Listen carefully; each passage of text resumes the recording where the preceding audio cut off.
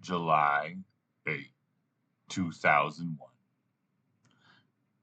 I have so much to say about my trip to Maine with my dad's birth father, since dad was adopted, remember? I'm not going to be able to recall it all for just this one entry, so whatever I'm still thinking about by next time, I'll write about those things. You'll hear plenty, my journal. There's just so much to say already. First off, flying in a plane alone was not as bad as I initially thought it would be. The stewardess attended to me at the beginning and end of the flight to make sure I found my seat, knew where the bathrooms were, and even located my luggage. The on-flight movie of Remember the Titans and Chicken Cab Dinner were marvelous choices. I made sure to let her know. I don't think she believed my praise because that grin rolled her eyes. The turnstile on the lower level of the airport revolved a display of various burgundy leather cases, sandy tan duffels, and navy blue suit bags. It became the setting for the stewardess to ensure I met my grandfather's soul.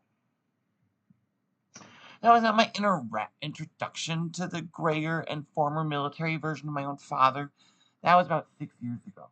But I certainly never rode in the same vehicle he drove, nor ever a truck that large. I had to step onto a ladder to climb into the passenger seat. Both make wordplay puns about things in the surroundings. Grandpa's lack of familiarity in how he spoke kept catching me off guard. When he switched from a serious statement to a humorous one, especially, he had to slap the empty bench between us or shake my shoulder slightly to signal me it was a joke. I would laugh a little, since even my own dad's jokes would typically make me groan.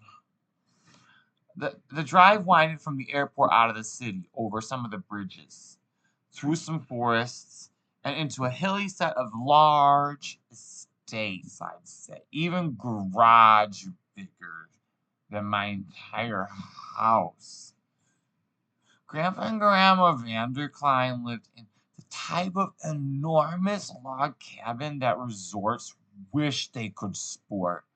Their pool is heated. Their basement with a billiards table is finished. Their attic is even capable of transforming into a presentation space for photo slideshows. It felt like a home scene in the movies. They keep the house and lawn more perfect than Dad could. I see where he gets it now.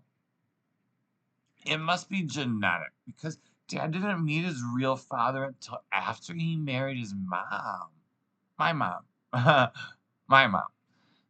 Uh, Leona might have already been born, even. They stay in touch on birthdays and Christmas, expanding the lengthy phone call to include a brief news update from each of us, his children's lives. I usually always mention that school taught me or the gifts under the tree for me. They sound similar too. A few mornings I woke up thinking I was still in Indiana when what sounded like my dad's voice was just Grandpa's. I should have known by his requests for me to wake up and meet them for breakfast, being much more polite. In getting used to the main household, I even felt gentler and less rushed. Grandpa's second wife, Rebecca, could cook far better than Grandma Stranger, Dad's birth mom, who raised him still, just after she had her second husband adopt my father. That's how we have the last name Finkel. Actually, it'd be Vanderkline otherwise at the end of the line when standing alphabetically by name at school. Maybe I should be grateful for divorces and remarriages? The Bible says no.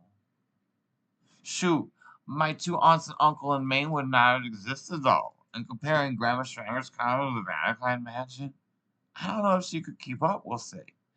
Dad hinted his mom forcing his brother and him to do all the cleaning while she drove on a motorcycle on the weekends. She might have seen a house like his as too much to care for. You can call me Rebecca, or Grandma Rebecca, or even just Grandma, if you like. Which seemed quite the invitation to choose which, how I respected her authority. Not one of my own family members ever offered me such freedom. Maybe it's because she's also a librarian. Rebecca makes all the meals from scratch too, so add another tally for similarity between Dad's and his father's lives. She even tanned well like Mom does, joking that her Middle Eastern ancestry has people wondering at the school library if she's Mexican or Indian. That's what we say, Native American now. We've used the Mexican during summertime joke too on us before. Oh, at the pool. Her daughters, my aunts Marcia and Summer, who I saw almost every day while staying that week, looked like taller forms of Rebecca, replacing the shorter stature with Saul's Olympian build. He was in the military. The baby of the family, my uncle Omar, actually goes by his middle name all the time. Sometimes to do with like my dad and him having the same first name, Marcus. Isn't that odd for someone's younger brother to have the same name as them? Not just my dad and his now discovered half brother, 20 years his junior, but also Aunt Marcia and Uncle Marcus Omar. What's in a name, right? Both aunts are married, but only Marcia has kids. My younger cousins are also more athletic than I am, and they're into rough housing. So I found that staying inside to help Rebecca with tidying and meal preparations kept the muddy boys outside away from me. Not really their fault that I don't like getting messy as much.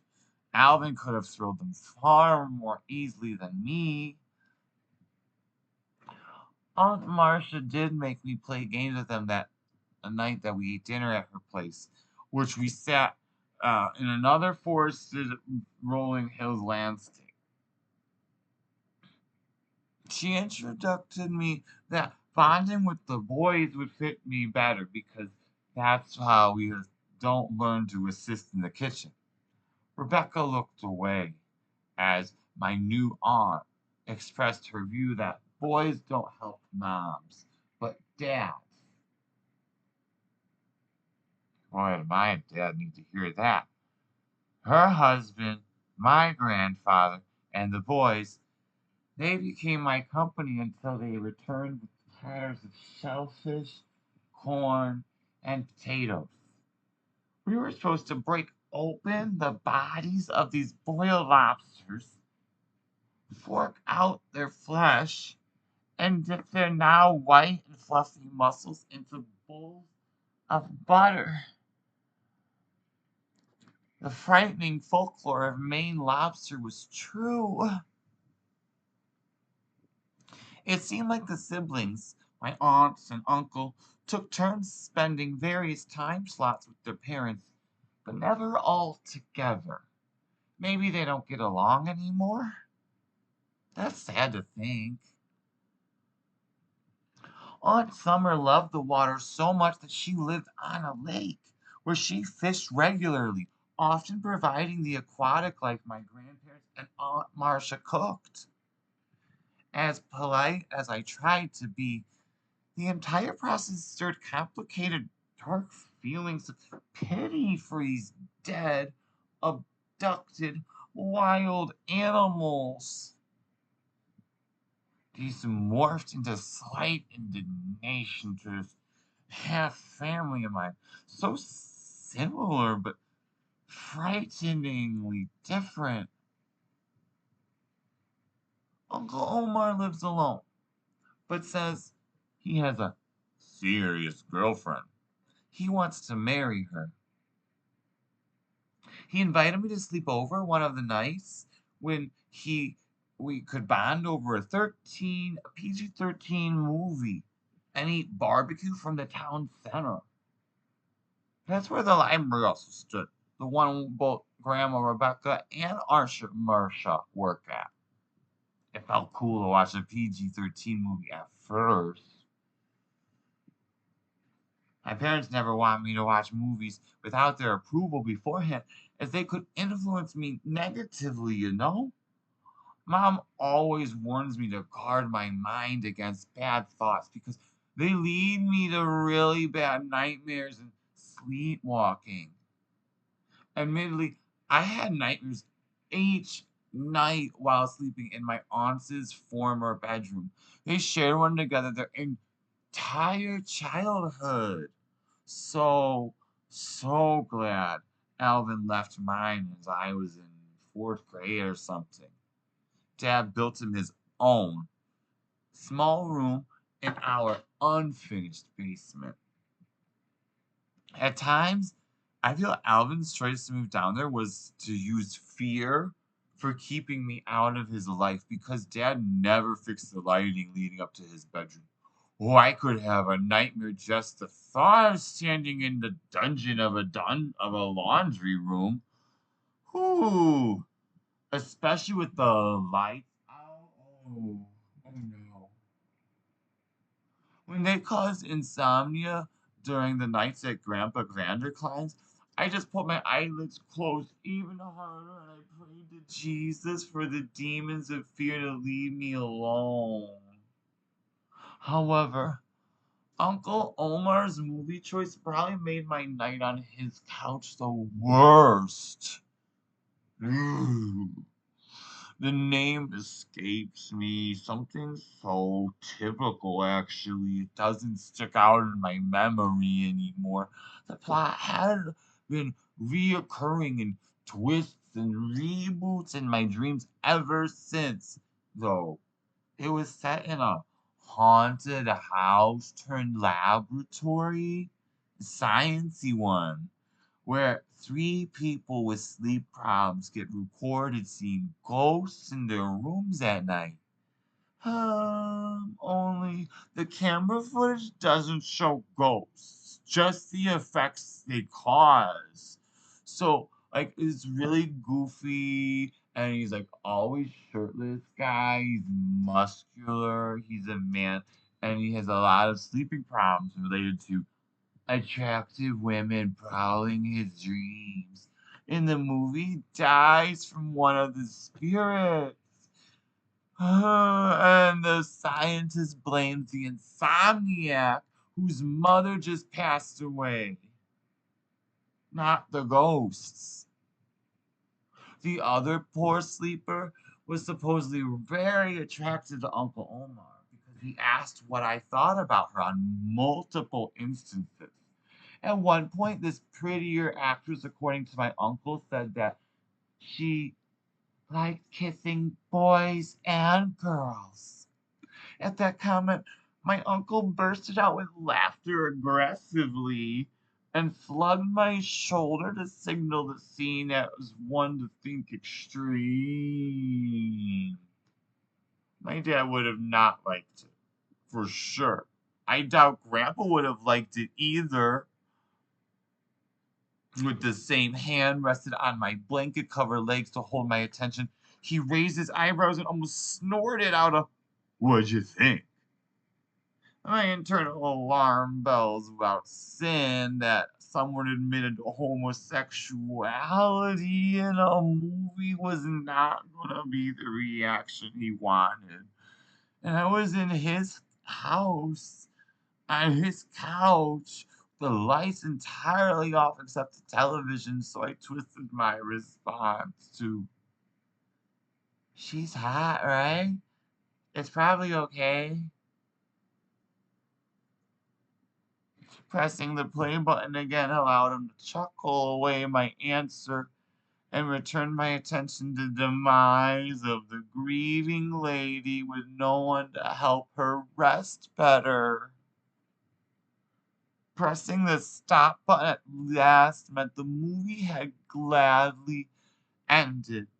I really wanted the muscly guy to make it, but no one survived actually. And then off went the room's lights again as Uncle Omar left me to his sleeping bag on the couch. Did he expect me to sleep well after that? Did he sleep well after a movie where no one survived? In the morning, he mentioned the bags under my eyes over our plates of sausage, bacon, and eggs on white toast. Uncle Omar barely wore pants at home, not even when he was frying the meat in the morning. He reminded me of an older, heftier spin-off of Alvin. Bald, though. Uh-oh. Will we be bald too when we get to his age? I never asked or heard Uncle Omar's age now that I think of it. My dad does have some hair still, in that ring shape some dads have. Uncle Omar's bald was a Mr. Clean kind. Maybe he shaved it that way? Because his father, Saul, has a neat silver halo. My father's is a wavy brown, almost a crown of scraggly twigs and fall-colored leaves. There was so much more of the trip that was fun, but I should try to get some sleep now too. Oh, nightmares. This plane ride back tomorrow, Chicago won't be for sleeping either. The fright of falling keeps me awake on planes, I've learned. Oh, sailing art bingo.